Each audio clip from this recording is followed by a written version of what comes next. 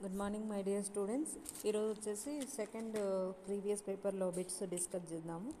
దాంట్లో ఫస్ట్ది వచ్చేసి how many electrons in N atom may have the quantum numbers 4 and n is equal to 4 m is equal to half. అంటే n is equal to 4 అయినప్పుడు m is equal to హాఫ్తో ఎన్ని electrons ఉంటాయి అనేది question అనమాట.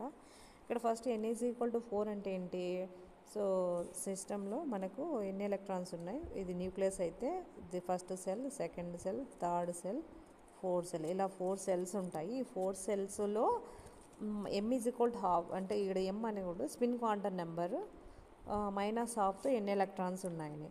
మీకు number of orbitals కనుక్కోవాలంటే formula ఏంటంటే n square. n value ఎంత? 4. అంటే ఎన్ని ఆర్బిటాల్స్ ఉన్నాయి? ఇక్కడ 16 ఆర్బిటాల్స్ ఉన్నాయి. కానీ ఎలక్ట్రాన్స్ ఎన్ని ఉన్నాయని కనుక్కోవాలంటే ఫార్ములా ఏంటి? 2n square. అంటే 2 ఇంటూ 16 ఏమవుతుంది?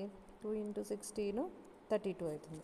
ఇక్కడ మొత్తం ఎన్ని ఎలక్ట్రాన్స్ ఉన్నాయి? 4 సెల్స్లో కలిపి మొత్తం 32 ఎలక్ట్రాన్స్ ఉన్నాయి. కానీ హాఫ్తో ఎన్ని ఉన్నాయి? మామూలుగా ఒక్కొక్క ఆర్బిటాల్లో ఒకటి ప్లస్ హాఫ్ ఉంటుంది, ఒకటి మైనస్ హాఫ్ ఉంటుంది.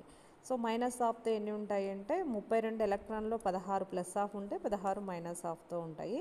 ఇక్కడ ఎస్ వాల్యూ రావాలా, spin quantum S value S is equal minus half అని ఇవ్వాలా. సో అలా తీసుకుంటే ఎన్ని ఎలక్ట్రాన్స్ ఉంటాయి?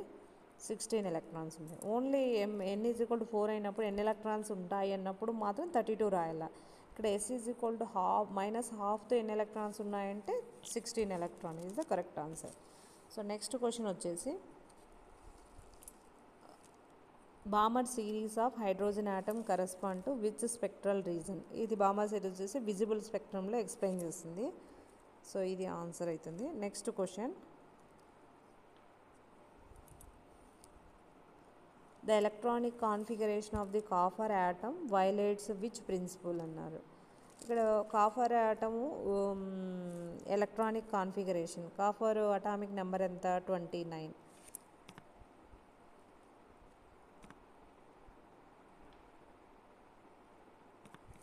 Copper atomic number 29. మన ఎలక్ట్రానిక్ కాన్ఫిగరేషన్ అని రాసినప్పుడు ఆర్గాన్ 4s2 3d9 అని రాస్తాం. అది జనరల్. కానీ కరెక్టెడ్ ఏంటి? 4s1 3d10, 4s1 3d10, 4s1 3d10 ఉంటుంది. అంటే ఇక్కడ హూన్స్ రూల్ ఏం చెప్తుందంటే ఒక్కొక్క దాంట్లో ఒక ఎలక్ట్రాన్ నిండిన తర్వాత ఇంకొక ఆర్బిటాల్లోకి ఇంకొక పేరింగ్ అనేది జరుగుతుంది. అంటే ఈక్వల్ ఎనర్జీ ఉన్నప్పుడు డీలో 5 ఆర్బిటాల్స్ ఉన్నాయి, ఇంకొకటి ఒకటి నిండిన తర్వాత పేరింగ్ జరుగుతుందని అది హూన్స్ రూల్ చెప్తుంది. దీంట్లో డీలో మొత్తం అన్ని పేరింగ్ ఉంటాయి, ఎస్లో ఓన్లీ ఒక ఎలక్ట్రాన్ ఉంటాయి. డీలో ఇలా 5 తీసుకున్నప్పుడు అన్నిట్లో పేరింగ్ అనేది ఉంటుంది. పౌలీస్ ఎక్స్క్లూజన్ ప్రిన్సిపల్లో ఏ 2 ఎలక్ట్రాన్స్కి ఒక యాటంలో ఉన్న ఏ 2 ఎలక్ట్రాన్స్కు 4 సెట్ ఆఫ్ క్వాంటమ్ నెంబర్స్ సేమ్గా ఉండవు అని చెప్తుంది అనమాట. సో దానికి దీనికి సంబంధం లేదు ఇక్కడ. నెక్స్ట్ హైసెన్బర్గ్ అన్సర్టనిటీ ప్రిన్సిపల్ ఏం చెప్తుందంటే ఒకే టైంలో ఎలక్ట్రాన్ యొక్క పొజిషన్, ఎలక్ట్రాన్ యొక్క వెలాసిటీని ఫైండ్ అవుట్ చేయలేము అని చెప్తుంది. ఇది కూడా అవసరం లేదు. ఆబో రూల్ ఏం చెప్తుందంటే ఫస్ట్ లోయెస్ట్ ఎనర్జీ ఆర్బిటాల్ ఫుల్గా నిండిన తర్వాతనే, అంటే ఎస్ ఆర్బిటాల్ ఫుల్ నిండిన తర్వాతనే నెక్స్ట్ డి ఆర్బిటాల్లోకి వెళ్ళాలి. ఇక్కడ ఎస్ ఆర్బిటాల్లో ఇది మామూలుగా నార్మల్గా అయితే అలానే ఉండాలి. కానీ అబ్నార్మల్ ఎలక్ట్రానిక్ కాన్ఫిగరేషన్ అంటే ఎస్ ఆర్బిటాల్ ఇక్కడ నిండాకనే ఇక్కడ లేకనే ఇక్కడ ఉన్న ఒక ఎలక్ట్రాన్ ఏమవుతుంది? డి ఆర్బిటాల్లోకి ఎంటర్ అవుతుంది. కాబట్టి ఎస్ ఆర్బిటాల్ కంప్లీట్గా ఫుల్ కాకనే డి ఆర్బిటాల్ ఫిల్ అయింది. కాబట్టి ఇది ఆబో రూల్ను వైలేట్ చేస్తుంది అనమాట. ఆన్సర్ ఇది వస్తుంది. సో నెక్స్ట్ క్వశ్చన్ వచ్చేసి as compare to the covalent compounds ionic compounds generally have. So ionic compounds ఎప్పుడు కూడా హై బాయిలింగ్ పాయింట్స్ ఉంటాయన్నమాట. అయనిక్ కాంపౌండ్స్ వచ్చేసి మనకు క్రిస్టల్ స్టేట్లో ఉంటాయి, ఎక్కువగా సాలిడ్స్ ఉంటాయి. High melting point and boiling point చూపిస్తాయి అన్నమాట. నెక్స్ట్ కోవలెంట్ కాంపౌండ్స్ వచ్చేసి లో మెల్టింగ్ పాయింట్, లో బాయిలింగ్ పాయింట్. సో ఇక్కడ మన ఆప్షన్ చూసిన లో మెల్టింగ్ పాయింట్, లో బాయిలింగ్ పాయింట్ కోవలెంట్ బాండ్కి సంబంధించినది. నెక్స్ట్ లో melting point, next high boiling point, ఇది డిఫరెంట్గా ఉంది. అదొకటి ఇదొకటి ఉంది. ఇక్కడ కూడా ఉంది హై మెల్టింగ్ పాయింట్, లో మెల్టింగ్ పాయింట్ ఉంది. లేదు ఏ దానికైనా కోవలెంట్ కాంపౌండ్స్ వచ్చేసి high melting point, high boiling point చూపిస్తాయి. అయనిక్ కాంపౌండ్స్కి వచ్చేసి high melting point high boiling point చూపిస్తుంది. కోవలెంట్ కాంపౌండ్స్కి వచ్చేసి లో మెల్టింగ్ పాయింట్ లో బాయిలింగ్ పాయింట్ చెప్తుంది. ఇప్పుడు compare to covalent compounds ionic bonds ఏవే ఉంటాయంటే ఎక్కువ high melting point boiling points ఉంటాయండి. సో నెక్స్ట్ క్వశ్చన్ వచ్చేసి the octet rule is not valid for the molecule అని ఇచ్చారు. ఆక్టేట్ రూల్ అంటే ఏంటి? అవుటర్ మోస్ట్ సెల్లో 8 ఎలక్ట్రాన్స్ ఉంటే 8 ఎలక్ట్రాన్స్ ఉంటే దాన్ని ఆక్టేట్ రూల్ అంట అనమాట. ఇప్పుడు కార్బన్ డయాక్సైడ్ ఫార్ములా ఎలా ఉంటుంది? ఇలా ఉంటుంది అనమాట. సో ఇక్కడ కార్బన్ చుట్టూ నాలుగు బాండ్స్ ఉన్నాయి, 4 వ్యాలెన్స్ ఎలక్ట్రాన్స్ ఉంటాయి, 8 ఎలక్ట్రాన్స్ ఉంటాయి. ఆక్సిజన్ చుట్టూ కూడా అంతే, ఇక్కడ 2 ఎలక్ట్రాన్స్ వస్తాయి, మిగతా 6 ఎలక్ట్రాన్స్ ఆల్రెడీ ఆక్సిజన్ ఉంటాయి. ఈ ఆక్సిజన్ వీటిలో 8 ఎలక్ట్రాన్స్ ఉంటాయి, కార్బన్లో కూడా 8 ఎలక్ట్రాన్స్ ఉంటాయి. నెక్స్ట్ వాటర్ స్ట్రక్చర్ చూసినా కూడా అంతే. హైడ్రోజన్ చుట్టూ 2 వ్యాలెన్స్ ఎలక్ట్రాన్స్ వల్ల హీలియం గ్యాస్ కాన్ఫిగరేషన్ వస్తుంది. ఆక్సిజన్ చుట్టూ 2 ఆక్సిజన్ అటామిక్ నెంబర్ 8 అయితే వ్యాలెన్స్ సెల్లులో ఎన్ని ఎలక్ట్రాన్స్ ఉంటాయంటే 6. సో మామూలుగా వ్యాలెన్స్ సెల్లులో 8 ఎలక్ట్రాన్స్ ఉంటే స్టేబుల్, ఒక ఎలక్ట్రాన్ హైడ్రోజన్ నుంచి షేర్ చేసుకోవడం వల్ల మనకి ఇది 8 ఎలక్ట్రాన్స్ చూపిస్తుంది. కాబట్టి ఇది ఆక్టేట్ రూల్ ఫాలో అవుతుంది. నెక్స్ట్ ఆక్సిజన్ మధ్య డబుల్ బాండ్ ఉంటుంది. ఆక్సిజన్కి 2 కదా షార్టేజ్ ఉండేది, ఈ ఆక్సిజన్ 2 షేరింగ్ చేసుకొని షేర్డ్ పార్షియల్ కామన్ ప్రాపర్టీ అవుతుంది. కాబట్టి ఆక్సిజన్లో 8 ఎలక్ట్రాన్స్ ఉంటాయి, ఇక్కడ 8 ఎలక్ట్రాన్స్ ఉంటాయి, ఇక్కడ 8 ఎలక్ట్రాన్స్ ఉంటాయి. నెక్స్ట్ లాస్ట్ వన్ వచ్చేసి కార్బన్ మోనాక్సైడ్ ఉన్నాయి. కార్బన్ మోనాక్సైడ్ ఎలా ఉంటుందంటే బాండ్ ఇలా ఉంటుంది, ఆక్సిజన్ చుట్టూ ఎప్పుడు 2 ఉంటుంది. ఇంకా నెక్స్ట్ కార్బన్ బ్యాలెన్స్ ఎంత? 4. కార్బన్ ఎప్పుడు 4 బాండ్ చేయాలి. ఇక్కడ 2 లోన్ పేర్ ఆఫ్ ఎలక్ట్రాన్స్ ఉంటాయి అన్నమాట. అన్పేడ్ ఎలక్ట్రాన్స్ ఉంటాయి, 2 అన్పేడ్ ఎలక్ట్రాన్స్. ఈ ఆక్సిజన్ చుట్టూ 8 ఎలక్ట్రాన్స్ ఉంటాయి, కానీ కార్బన్ చుట్టూ ఇక్కడ 2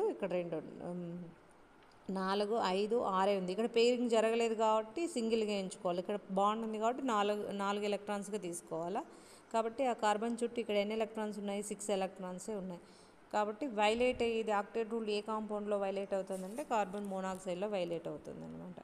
so next question, the solution of the substance non electrolyte are mixed with the following number 480 ml of 1.5 m first solution, 520 ml of 1.2 m solution. What is the normality of the final mixture? ఒకే సొల్యూషనే different concentration different values ఉండేవి చూసారనమాట. ఇక్కడ మనం white బోర్డ్లో చూద్దాము. ఇక్కడ first solution ఏంటి?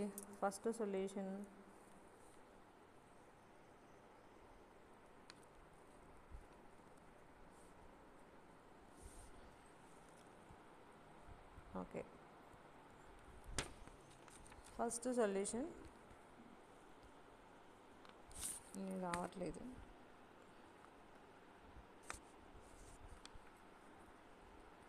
ఇక్కడ రాద్దాం. ఫస్ట్ సొల్యూషన్ మన ఫార్ములా ఏంటి? Resulting normality is equal to n1v1 plus n2v2 by v1 plus v2. ఇక్కడ ఫస్ట్ సొల్యూషన్కి సంబంధించి నార్మాలిటీ n1 అన్నప్పుడు ఏమవుతుంది? This is the n1. ఇక్కడ నార్మాలిటీ కనుక్కోమన్నాడు, మొలారిటీ కనుక్కోమన్నాడు, నార్మాలిటీ కాదు మొలారిటీ. n బదులు m వస్తుంది, m1v1 plus m2v2 by v1 plus v2. So m1 ఎంత? 1.5 ఇంటూ v1 ఎంత? 480 ప్లస్ అలానే 1.2 ఇంటూ m2 ఇది ఎంత? 1.2 ఇంటూ 520 బై v1 ఎంత? v1 వచ్చేసి 480 ప్లస్ 520. ఎంత క్యాలిక్యులేట్ చేస్తే మనకు ఆన్సర్ వచ్చేసి 1.5 ఇంటూ 480, ఇది వచ్చేసి మనకు ఎంత వస్తుంది? 720 వస్తుంది. నెక్స్ట్ 1.2 ఇంటూ 520 వచ్చేసి 624 వస్తుంది. 720 ప్లస్ 624 ఏమొస్తుంది? 1344 బై ఇది 1000 వస్తుంది. అది డివైడెడ్ బై చేస్తే మనకు 1000తో సో 1.344 వస్తుంది ఆన్సర్, అదే అనమాట. నెక్స్ట్ క్వశ్చన్ వచ్చేసి the equivalent weight of H3PO4 in the following equation ఇచ్చాడు. ఇక్కడ H3PO4 వచ్చేసి మనకి ఎలా డివైడ్ అవుతుందో చూసుకోవాలి.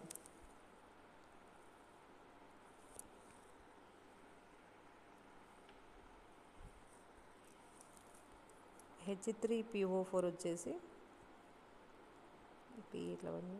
H3PO4 gives rise to H plus 2H plus HPO4 మైనస్గా డివైడ్ అయిపోతుంది. HPO4 మైనస్గా డివైడ్ అయిపోతుంది.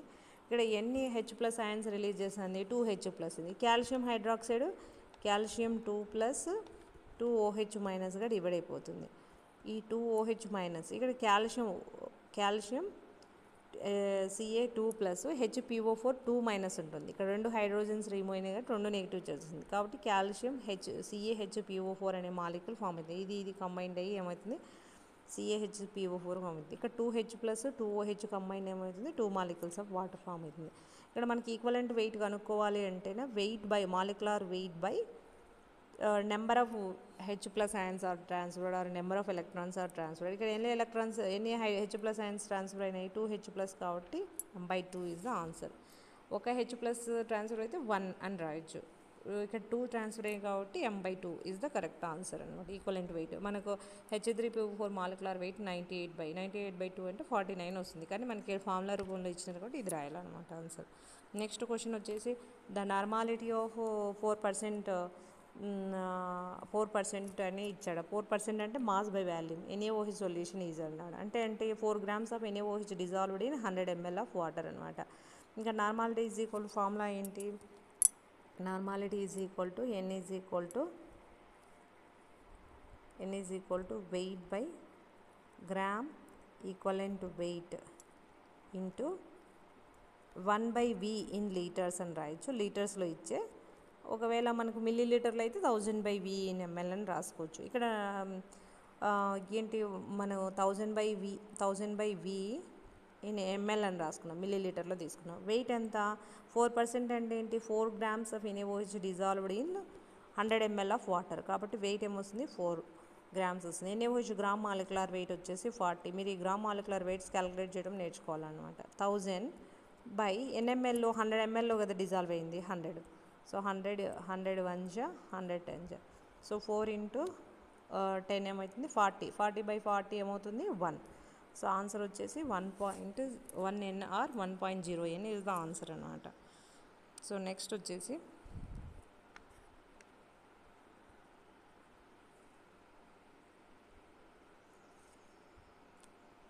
Next question which of the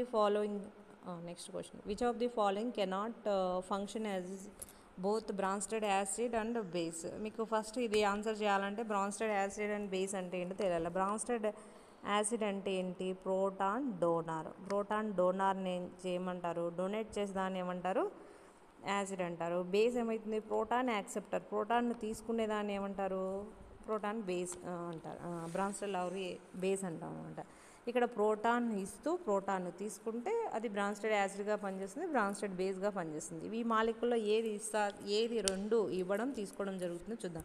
first HCl ఉందనుకో, HCl తీసుకుంటుంది, ఇస్తుంది, H+ని డొనేట్ చేస్తుంది, కానీ తీసుకోదన్నమాట. తీసుకోవడానికి నెగిటివ్ ఛార్జ్ అన్నా ఉండాలి, లోన్ పేర్ ఆఫ్ ఎలక్ట్రాన్స్ అన్నా ఉండాలి. పాజిటివ్ ఛార్జ్ని అట్రాక్ట్ చేయాలంటే ఇక్కడ నెగిటివ్ ఛార్జ్ అయినా ఉండాలి, నెగిటివ్ ఛార్జ్డ్ ఎలక్ట్రాన్స్ అయినా ఉండాలన్నమాట, నెగిటివ్ ఎలక్ట్రాన్స్ అయినా ఉండాలన్న. నెక్స్ట్ అమోనియా వచ్చేసి, అమోనియాలో నైట్రోజన్ పైన 2 లోన్ పేర్ ఆఫ్ ఎలక్ట్రాన్స్ ఉంటాయి.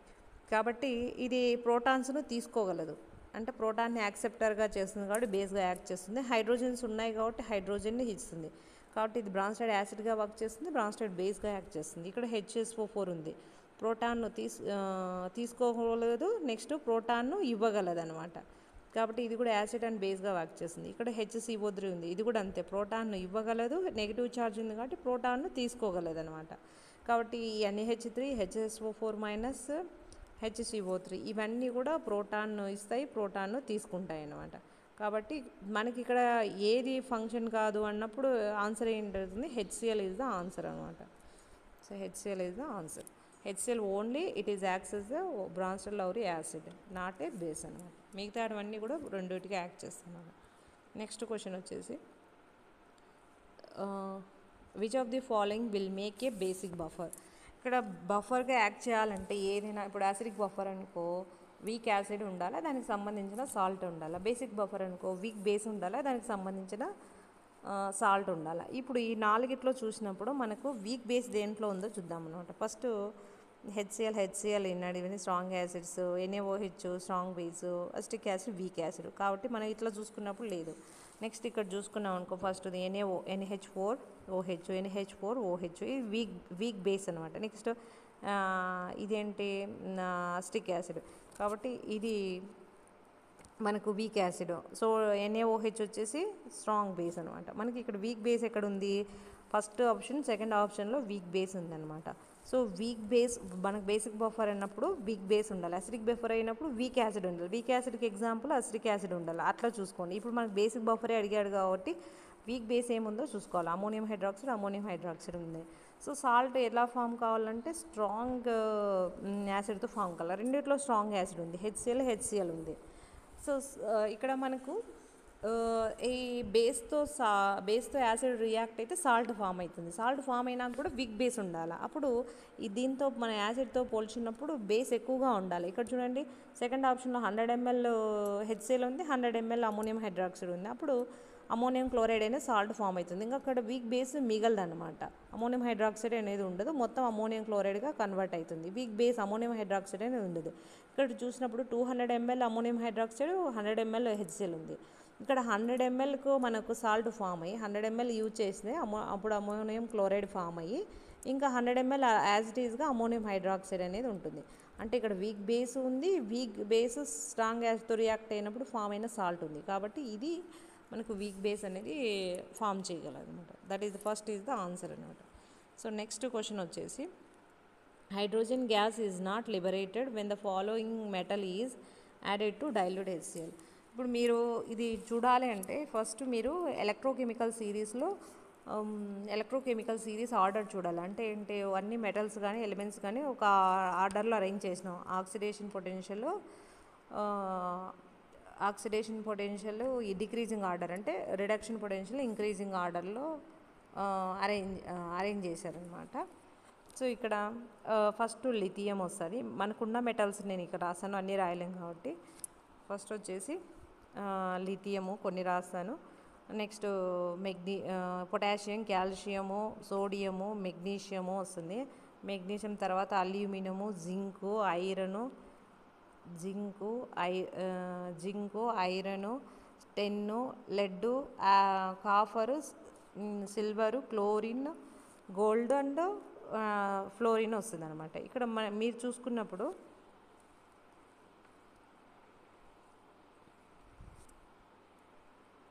లిథియం, మెగ్నీషియం, జింక్, నెక్స్ట్ నేను ఇలా ఆర్డర్గా రాసాను, కాఫర్ అండ్ సిల్వర్ చూస్తాము. ఈ మధ్యలో జింక్ తర్వాత ఏమొస్తుందంటే జింక్, ఐరన్, టిన్, లెడ్ తర్వాత హైడ్రోజన్ వస్తుంది. హైడ్రోజన్ కంటే పైన ఉండేటివి హైడ్రోజన్ గ్యాస్ను డిస్ప్లేస్ చేయగలదు. హైడ్రోజన్ కంటే పైన ఉండేటువంటి lithium, sodium, potassium, calcium, magnesium, zinc, iron can displaces the hydrogen from HCl gas. Displacement రియాక్షన్కి ఎగ్జాంపుల్గా చెప్పొచ్చు. సో అలా హైడ్రోజన్ గ్యాస్ లిబరేట్ అవుతుంది. కాఫర్, సిల్వర్ వచ్చేసి కింద ఉంటాయి, హైడ్రోజన్ కంటే కింద ఉంటాయి. కాబట్టి copper, silver cannot displaces the hydrogen from dilute HCl అనమాట. ఇక్కడ hydrogen gas is not liberated అన్నాడు. ఇక్కడ ఆన్సర్ ఇది తప్పు, కరెక్ట్ అని రాసినాడు. ఈ మెగ్నీషియం అనేది లిబరేట్ చేస్తుంది, హైడ్రోజన్ గ్యాస్ని ఇస్తుంది. అలానే జింక్ కూడా హైడ్రోజన్ గ్యాస్ని ఇస్తుంది. ఇవి రెండు, సిల్వరు లిబరేట్ చేయలేదు, కాపర్ లిబరేట్ చేయలేదు. ఇప్పుడు ఆన్సర్ ఏంటి అంటే ఇక్కడ రెండు ఆన్సర్ అవుతాయి అన్నమాట. ఈ సిల్వర్ కాపర్ క్వశ్చన్ తప్పుగా ఇచ్చినాడు. సిల్వర్ కాపర్లో ఏదో ఒకటి మాత్రమే ఆప్షన్ ఇవ్వాలి. దీనికి ఇది తీసేసి ఏదైనా పొటాషియము, కాల్షియము ఇచ్చినప్పుడు అప్పుడు కాపర్ ఆన్సర్ అవుతుంది. లేదంటే సిల్వర్ అలా పెట్టి కాపర్ బదులు హైడ్రోజన్ కంటే పైన ఉన్న మెటల్స్ ఇవ్వాలి, అప్పుడు కరెక్ట్ అవుతుంది అనమాట. సో కాబట్టి ఆన్సర్ ఈ రెండు ఆన్సర్లు అవుతాయి, కానీ రెండు లేదు, ఆప్షన్స్ లేవన్నమాట. ఇవి రెండు హైడ్రోజన్ గ్యాస్ రిలీజ్ అవుతుంది, ఆన్సర్ ఇవి రెండు అవుతుంది అనమాట. సో నెక్స్ట్ క్వశ్చన్ వచ్చేసి, the reduction potential of hydrogen half cell will be negative if, negative ఎప్పుడు ఉంటుంది అని ఇచ్చారు. సో దీనికి చాలా ఎక్స్ప్లెనేషన్ ఉందన్నమాట. మనము నెర్నెస్ట్ ఈక్వేషన్ ద్వారా తీసుకుని వేస్తాను, మీకు ఒక స్లైడ్ చూపిస్తాను.